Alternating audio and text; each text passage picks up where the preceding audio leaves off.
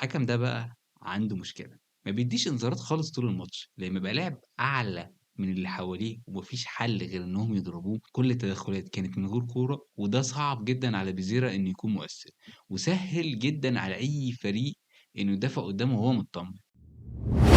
الزمالك بيكسب المصري 4-0. إحنا استحقينا الماتش فعلًا وبكل جدارة، فوز مستحق ما فيش كلام، بس الماتش ده بالتشكيلة دي بحاجات كتيرة حصلت وطريقة لعبنا اللي هي ما كانتش موجودة أصلًا، ولولا إن المصري ما كانش شرس هجوميًا، الماتش كان ممكن يبقى شكله مختلف تمامًا. والزمالك كأفراد بصراحة يعني من ساعة ما شُفت التشكيلة، يا جماعة التشكيلة دي ما تاخدش دوري، لولا الجمهور ما كناش هنعمل أي حاجة. أول سؤال لازم يتسأل ليه عمر جابر بيشارك أساسي ومش محمد إبراهيم اللي مستواه بقى له فترة كبيرة ثابت، وعمر جابر أصلًا من اللعيبة اللي مستواها ثابت طول عمره عند حتة الفوق متوسط، بس الفترة الأخيرة حتى المتوسط دي هو تحتها. الكرة اللي ضغط فيها عبد الله السعيد من أول كام دقيقة حسستني إن إحنا عايزين نعمل حاجة فعلًا، ودي كانت لقطة مهمة جدًا. جول المصري بقى من أول عدي الدباك لحد حسام عبد المجيد، كل اللعيبة بتحلق، ما فيش لاعب بيضغط بنية إنه يقطع الكورة، وسهّل للاعب المصري إنه يحط الجول. الجمهور المصري حاضر 6 بالعدد، وصلاح محسن بيقول لهم علّوا صوتكم، هيعملوا إيه يا اسطى؟ عدي الدباغ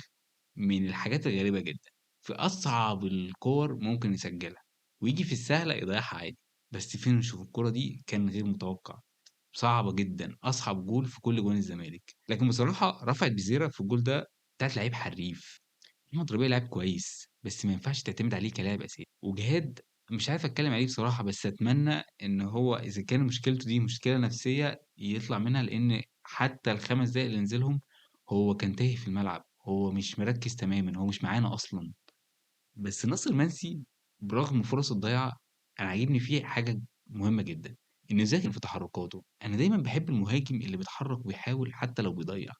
شوف اتحرّك في كام كورة صح وضيّع كام كورة، وفي الآخر بسبب اجتهاده ومحاولته حَط جول من أحسن أهداف الدوري، هات لي مهاجم في بلدك يقدر يسجّل الكورة بالشكل ده، اجتهد وحاول على الكورة بعد ما بعدت وone touch في البعيدة من غير ما يبُص على الجون بإحساسه بس بمكان الجون، لعيب كبير والله. آدم كايد بطيء في إن هو يلعب جناح، وفي نفس الوقت ضعيف عشان يلعب نُص ملعب، الراجل ده مُعضلة يا جماعة، عايزين نشوف له مركز، هو حريف، ولا ده مركزه ولا ده مركزه. المهم مكسب مهم جدًا، في التوقيت ده قدامنا 5 ماتشات، لازم نركّز فيهم كويس، والماتش ده هيخلّينا معنويًا قبل ماتش شباب بلوزداد اللي هيبقى اختبار صعب جدًا، وخصوصًا هنلعب الماتش الأول كمان في الجزاير، فهيبقى ماتش صعب، ولكن النتيجة اللي إحنا طلعنا بيها من الماتش ده يضغط بيراميدز، يضغط الأهلي اللي لسه ما لعبوش. اعمل حاجة بقى يا أخي، لو عجبكم الفيديو اعملوا لايك، اعملوا سبسكرايب،